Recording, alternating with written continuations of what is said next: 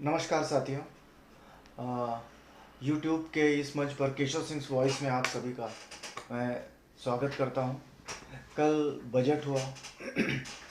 सबसे पहले तो मैं आप सभी से निवेदन करता हूं कि जो लोग नए हैं और जो सरकार से सवाल करने के इच्छुक हों या जिनके मन में हो, वो कृपया इसे लाइक करें। यहाँ पर सरकार की हाँ में हाँ तो नहीं मिलाया जाएगा। हर उस चीज को सामने लाने की कोशिश करूंगा जो लाना चाहिए।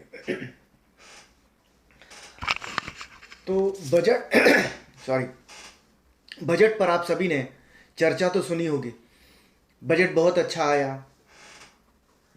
कई जो जानकार नहीं है या है जो भी है, क्योंकि आज सरकार का हर एक इंस्टीट्यूशंस पर, जो भी संस्थाएं हैं, उन सभी पर इनका एकाधिकार है। अब टीवी पर देख लीजिए, सुबह से शाम तक, कल बजट के बाद शायद आज भी ये चर्चा जोरों पर ये चर्चा रहेगी कि आप अभी तक का सबसे अविस्मरणीय बजट, सबसे बढ़िया बजट, सबसे अच्छा बजट, लोक लुभावन बजट 2024 का जो इलेक्शन जो खड़ा है उसको देखते हुए इस बजट को बनाया गया है। तो वो सभी वो देखें जो इस बजट, जो मैं भी इकोनॉमिस्ट नहीं हूँ, अर्थशास्त्री नहीं हूँ, लेकिन मैं आम भाषा में, आम जनों के इसमें मैं इस बजट को समझना चाहता हूँ कि ये बजट में आम लोगों के लिए क्या मिला, आम लोगों ने इससे क्या पाया या क्या खोया। क्योंकि मीडिया में तो इतनी हिम्मत अब आज है नहीं कि वो सरकार के खिलाफ या सरकार से किसी भी तरह का कोई सवाल कर सके, क्योंकि उनके हाँ में हाँ मिलाना ही सिर्फ इनका काम है, इनका यही इन्हें करना है, ये उन्हें कहा गया है, क्योंकि दूसरा और ये कुछ कर नहीं सकते। तो हम इस सरकार का अपने इस कार्यकाल का ये पूर्ण रूप से ये आखिरी बजट है। 2024 में चुनाव होगा, 2024 में अंतरिम बजट आएगा, शायद ये सरकार ही दे।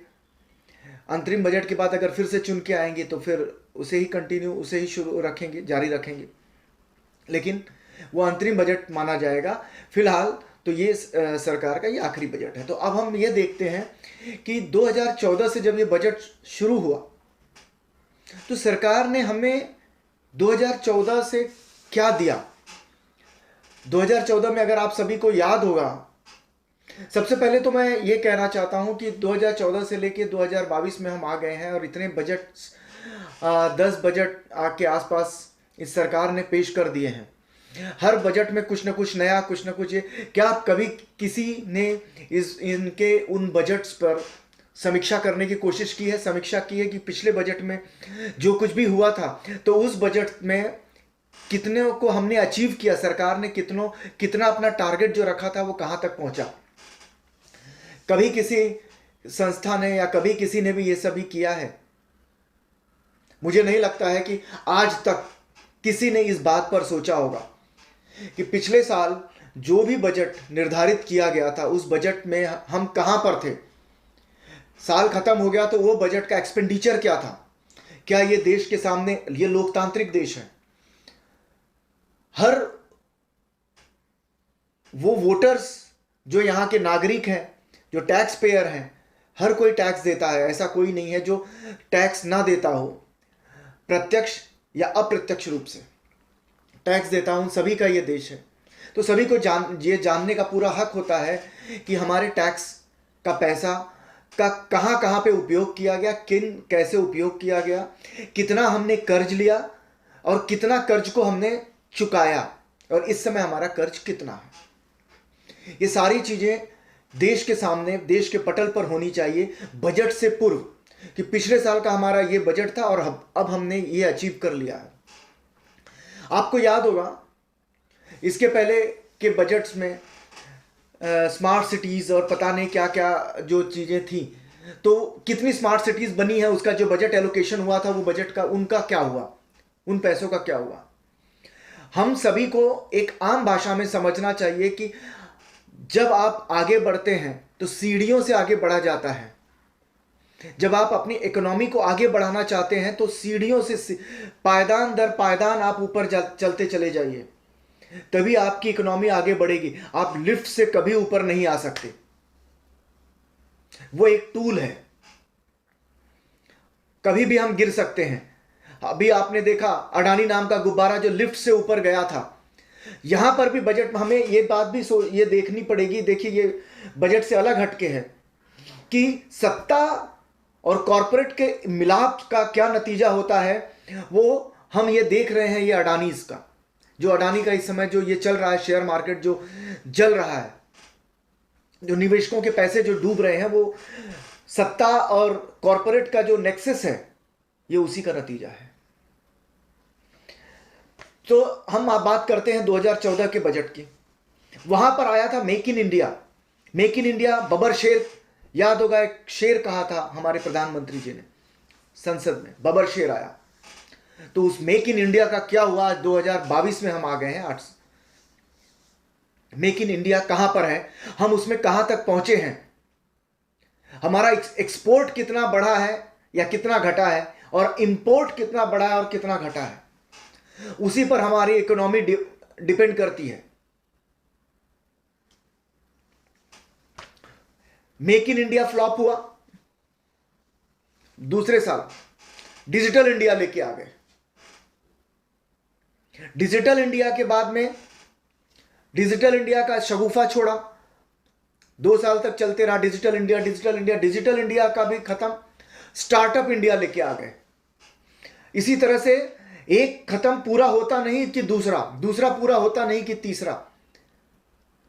जैसे बच्चे अब अगर अपने हमारे सामने आ जाए, अपने पास आ जाए और हमें कहें कि पिताजी हमें एक शर्ट सिला दीजिए, दे दीजिए बढ़िया, हम कहते हैं चलो ठीक है, रेमंड का लेके आएंगे, 1 महीने बाद आइए। 1 महीने के बाद आता है, अच्छा ठीक है रुक जाओ, अमेरिकन शर्ट आने वाला है, वहां लेके आएंगे, ये अभी ये पुराना हो गया है। अब अमेरिकन, अब जर्मनी से हम बुला रहे हैं, लंदन से हम बुला रहे हैं, टेलर को सिलवाएंगे, उससे करवा देंगे। तो पूरी तो होती कुछ नहीं है, एक सब्ज बाग जो है वो दिखाया जा रहा है। यही सरकार है जिसने सदन में कहा था, अगर ये आपको याद होगा, मनरेगा के बारे में कहा था कि ये यूपीए गवर्नमेंट के ताबूत की आखिरी कील है, जिसे हम इसे एक बोलते हैं ना, कब्र ये बना के रखेंगे जिसे वो देखें। और बाद में इसी सरकार ने कहा कि मनरेगा में की वजह से ही हमारे कोविड में मजदूरों को काम मिला। आज स्थिति क्या है? मनरेगा का भी बजट घटाया था और घटा दिया। आज हम 100 दिन का काम देने की स्थिति में भी नहीं है, क्योंकि वो हमारा बजट ही नहीं है। तो आप कैसे कह सकते हैं कि यह बजट लोक लुभावन है, आम लोगों के लिए है? दूसरी चीज, इस बजट की जो मुख्य बात है, जो टैक्स पेयर्स के लिए जो दिया गया है कि भैया 7 लाख तक आपका माफ है। जरा आप सीए से बात करिए, आपको वो बताएंगे कि किस तरह से बेवकूफ बनाने का काम किया गया है, वो आपको समझा देंगे। क्योंकि बताने वाले तो इसे की फीचर्स करके बताएंगे कि 7 लाख तक माफ कर दिया, लेकिन आगे उसके क्या इंप्लीकेशंस होने वाले हैं वो देखिएगा। वो आप सीए, मैं कोई अर्थशास्त्री नहीं हूं या मैं ये कहूं कि मैं जो कह रहा हूं वो सही है, गलत भी हो सकता है, आप कमेंट करके बताइएगा।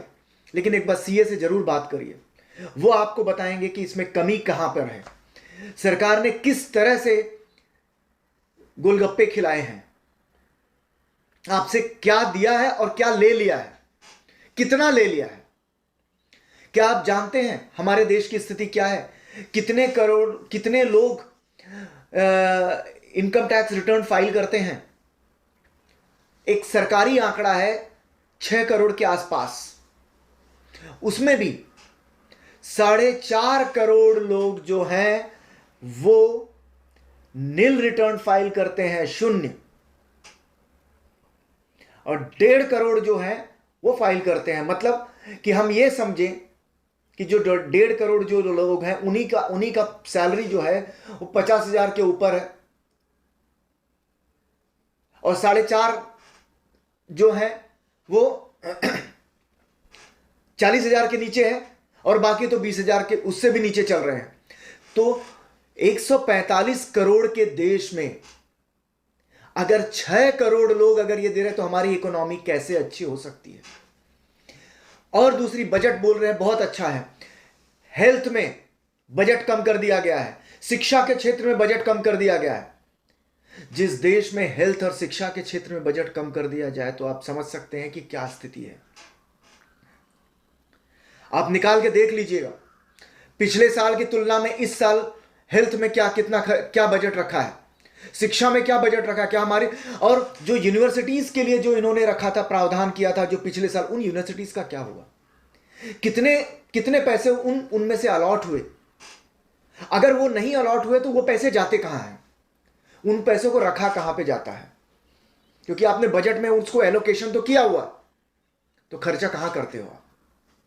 ये मेरा एक सवाल है और मैं चाहता हूं कि ये सवाल, इसी तरह के सवाल आप लोगों के अंदर भी आए।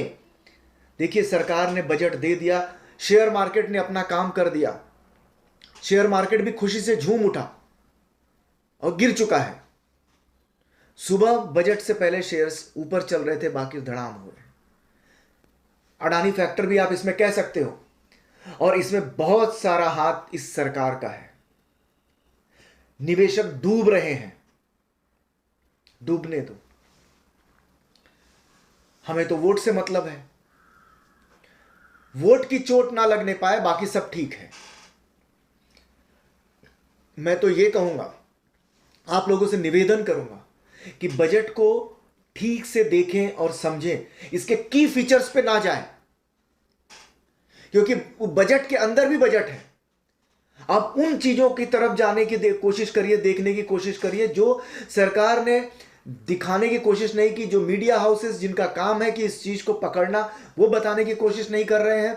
यूट्यूब पर ऐसे फ्रीलांस, ऐसे बहुत सारे अर्थशास्त्री हैं जिन्हें मीडिया अपना मंच नहीं दे रही है, वो वहां से उन सब बातों को अपनी कह रहे हैं। उन्हें सुनने की कोशिश करिए, क्योंकि सरकार उन्हें जबान नहीं देगी।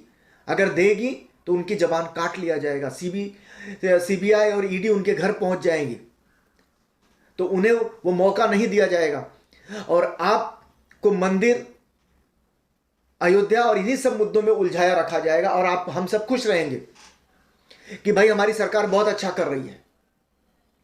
तो बजट में एलोकेशंस देखिए क्या है, फिर बताइए कि ये बजट किस तरह का बना है, अच्छा बना है, खराब बना है।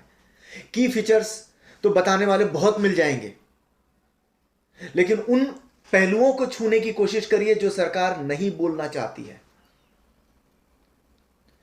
और मैं इन्हीं सब सवालों के साथ आप सभी को छोड़े जा रहा हूं। आप लोग भी सोचिए कि बजट में हमें क्या मिला, आम जनता को क्या मिला। फिर बात करते हैं। धन्यवाद।